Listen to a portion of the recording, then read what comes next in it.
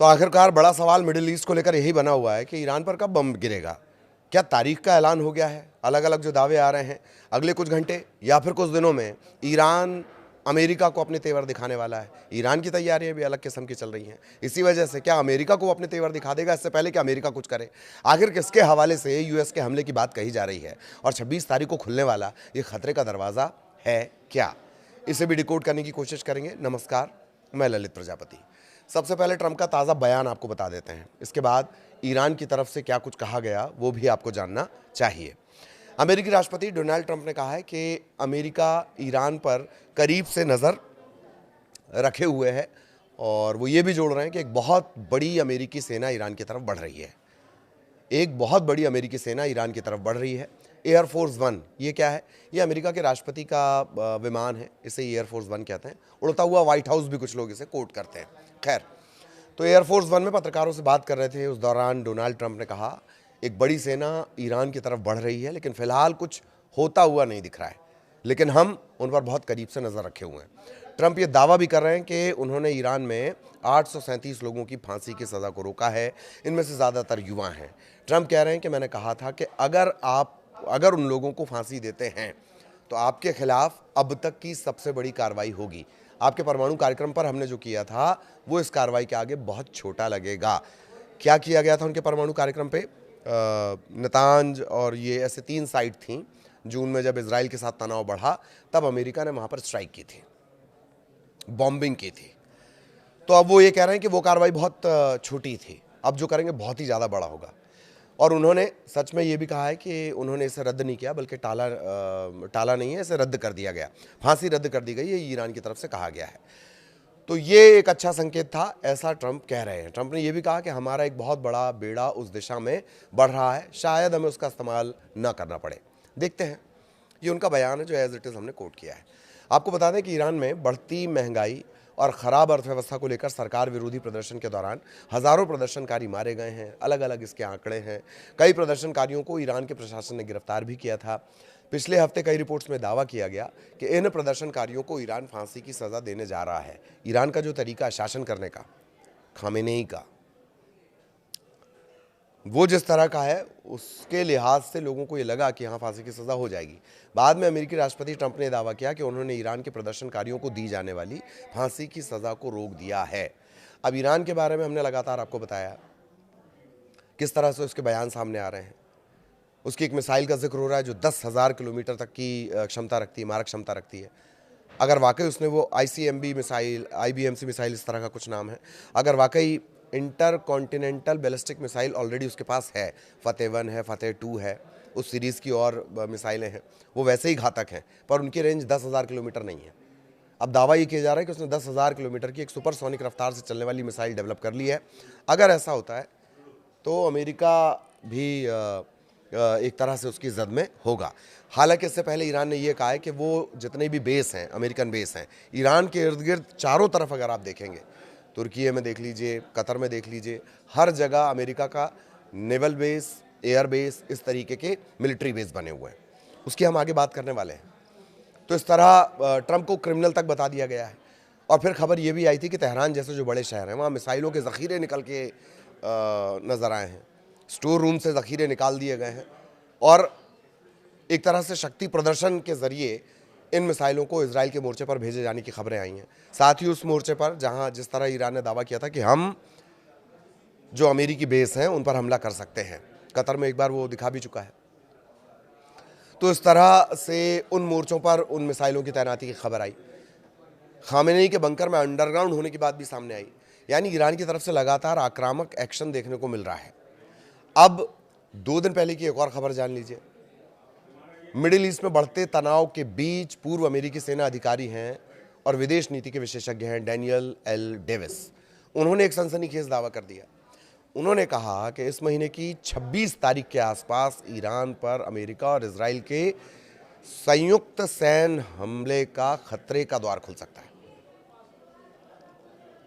खतरे का द्वार खुल सकता है, डेविस ने कहा है एक न्यूज एजेंसी से बात करते हुए। हालिया अमेरिकी नौसैनिक तैनाती, ईरान में जारी विरोध प्रदर्शन और पेंटागन के अंदरूनी घटनाक्रमों का हवाला देते हुए वो ये दावा कर रहे हैं कि सैन्य कार्रवाई की संभावना तेजी से बढ़ रही है।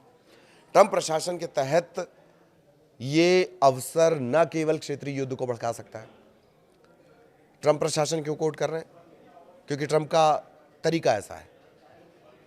तो ना सिर्फ ये युद्ध के खतरे को बढ़ाएगा, संभावना को बढ़ाएगा, बल्कि पूरे मिडिल ईस्ट को अस्थिरता की आग में झोंक सकता है। पूर्व अमेरिकी सेना अधिकारी ये तक कह रहे हैं कि ईरान के खिलाफ संभावित अमेरिकी इजराइल सैन्य हमलों के लिए खतरे की खिड़की, खतरे का द्वार इस महीने की 26 तारीख के आसपास खुल सकता है।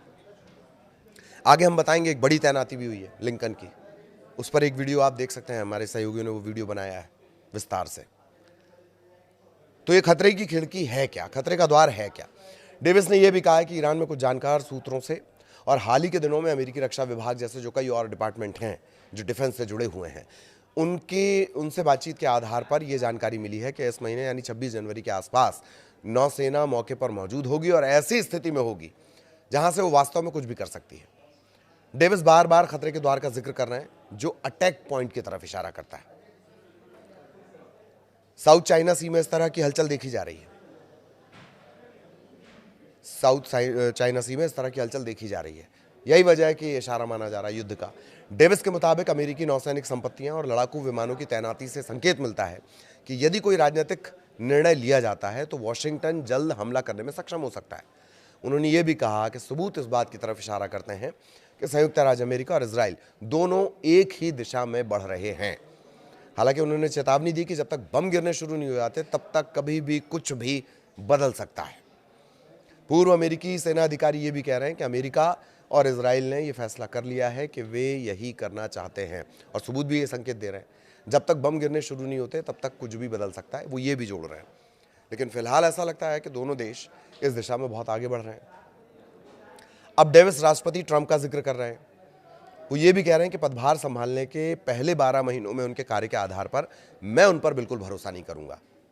किस लिहाज से? कि अगर वो हमला कर दें। उन्होंने ये भी कहा कि ट्रंप ने सोमालिया, इराक, सीरिया, वेनेजुएला और यमन में हमले किए हैं। अब हो सकता है कि वो फिर से ईरान पर हमला करें। ये कहना अभी जोखिम भरा है कि ये सिर्फ दिखावा था, क्योंकि हमले दिखावे लायक नहीं थे। आपको बता दें कि अमेरिकी राष्ट्रपति डोनाल्ड ट्रंप ने ईरान में देशव्यापी सरकार विरोधी प्रदर्शन के बाद संभावित सैन्य हमलों की आशंका जताई थी, जो बढ़ती मुद्रास्फीति, आर्थिक कठिनाइयों, शासन के प्रति जनता के बढ़ते गुस्से से प्रेरित थे। ट्रंप ने ईरान के सर्वोच्च नेता अयातुल्ला अली खामेनेई के 37 साल के शासन को समाप्त करने का आह्वान भी किया था। ये भी कहा कि ईरान में नए नेतृत्व की तलाश का समय आ गया। हालांकि जो पहलवी हैं, जो अगेंस्ट में हैं और फिलहाल वो ईरान में नहीं है, यूएस में वो निर्वासित जीवन जी रहे हैं, उन्हें वो लीडर नहीं मानते हैं। इस तरह की बातें भी उन्होंने कही हैं। दूसरी तरफ अमेरिका मीडिया के सूत्रों के हवाले से ये जानकारी मिल रही है, अमेरिकी मीडिया सूत्रों के हवाले से जानकारी दे रही है कि पेंटागन ने कहा है कि वो दक्षिण चीन सागर में एक अमेरिकी विमान वाहक पोत स्ट्राइक ग्रुप को अमेरिकी केंद्रीय कमान सेंटकॉम के क्षेत्र में स्थानांतरित कर सकता है। इसमें मध्य पूर्व भी शामिल है।